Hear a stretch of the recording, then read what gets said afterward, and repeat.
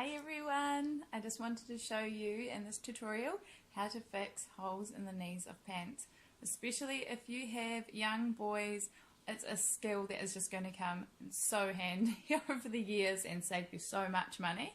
So this is a pair that I have fixed the left side here and have this side to fix still, but it's come up really great. And this is a pair of JJ's uniform pants, and I haven't used an overlocker to do them. I've just used things that I have that you will have hopefully at home, like a sewing machine. I haven't used an overlocker, and you can always straight stitch it if you need to. So they've come up great, as you can see. They have a whole new patch in that side there, and we will hopefully get the rest of the year's wear out of them now, rather than having to buy $30 pants again times 3 because there's one out of all of them. Okay, happy sewing, bye! Dreaded knee holes that happen, especially I find in rough and tumble boys pants. These are JJ's uniform pants, and I'm just sick of having to buy new pants basically, and I need to put my skills to use and fix them. So what I'm going to do is open them up, and then I plan on cutting out the 2 knee patches and replacing them. So here I've used my snips and I've cut into the seam. You could use a seam ripper down here, so as you can see, and up past the seam, and then I'm going to cut straight across here and I'll replace this knee patch. Instead of buying fabric to do the patches of the knees, I've got this old hoodie that is quite pulled in things and navy, so I'm going to use the back of it and the arms, cut out the arms for the fabric pieces, reduce, reuse and recycle and all that as well. There you go, so that's one bit cut out, and this will be my pattern. So I will place that onto the sweatshirt and cut around it to make the pattern for the knees again. So I need to make sure I add an extra bit here and down here for seam allowance, but we've already got the seam allowance around the edges here, so I just need to make sure I do 1 centimetre extra for my pattern for this bit here, so that when we sew it back in, it's got the extra space there. Actually, we'll need to make it 2 centimetres because we're losing a centimetre on here. This is placing the piece cut out onto the new piece of fabric that I'm going to use.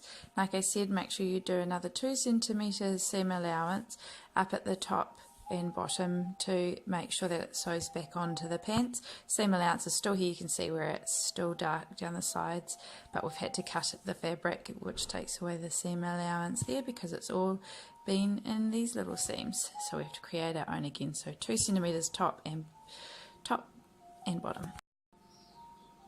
There you go, so the new cut piece, adding extra to the top and bottom for sewing in again. And I've just realised I should have told you to make sure you place it on the right side down again, so directly on top of each other, how the pants will be sitting when they're worn, because otherwise if you do right sides together, it'll flip out to be the wrong shape. So it's definitely got some shape to it, so just place it directly on the other fabric so that both sides, right sides, are facing up to get the right pattern. And there we go. I might actually do 2 pieces. I'll place it in and see what it looks like. I think it's going to blend in okay. I am going to do another layer to make this a double layer again because it's quite a thin fabric, so it's not going to be that noticeable from afar. It definitely will look better than holes, I feel, but we'll do our final judgment of the final product, I guess. And anyway, you could use contrast fabrics or anything if you're just fixing holes in pants, and just use this process on any pants. It doesn't have to be the school uniform. I've cut out the piece and now I have 2 nice pieces. Definitely glad that I'm doing a double layer, it just feels better and nicer. So now I'm going to stitch around the edges to keep them together for sewing into the pants.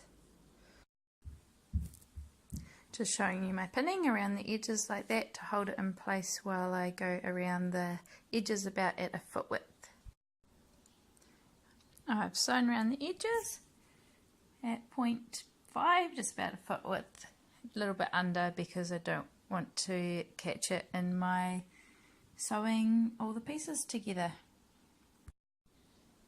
I've turned the pants inside out so I can join the pieces together most easily to sew from the inside out. The lighting is absolutely terrible. I really apologise. The fabric does not look this bad in person. I've pinned together this bottom bit, and then I'm just making sure that the pieces line up quite well, so when I pin it up here that it's all lining up to be the same kind of size, otherwise it wouldn't look nice when you turn it back through if it's all a bit too uneven and things. I kind of just make things work as I go. See how I've overlapped that bit a bit? That's because there's a bit of excess fabric on that piece and it doesn't need to be there. I just work it out by pinning and fiddling, and this is why you need the extra 2 centimeters when you cut out this piece, because we lose a centimeter each side of the pieces. See, so the 1 centimeter sew line, so you lose 2 centimeters because of the 1 centimeter sew line to join them. I've joined both pieces together with pins, and now I'm going to sew them together, and it's all sitting really nicely to match up. Well, sorry about that. I'm seeing if the lighting's better on the couch. Sewing at 1 centimeter. So you can see my first line to hold the 2 pieces together, and then my line of sewing at 1 centimeter down there now. I've turned them through and they're looking okay. I do want to top stitch them so that they are lying flatter, and I think it will hopefully make it all blend in nicer. I'm going to push the seam up to top stitch on the main fabric up here. It looks much nicer top stitched, and I'm going to do a second row at a foot width as well, so it looks much nicer and more blended. Pinning along here, turn it inside out now, and going to pin along to close up the seam and sew it shut. It's sitting really nicely, but you can kind of make it work. If you have done measurements that are not quite accurate, you can still kind of stretch the pants to make it work with the new insert. All done. So as you can see, when he's wearing them, it's barely noticeable. Where's the hole is really noticeable, and then the change in colours isn't too bad at all. So that's the new fixed side, and then that's what it was like beforehand. And you could have any different kind of patches in here if you're fixing any kind of pants, and make it a funky kind of detail as well.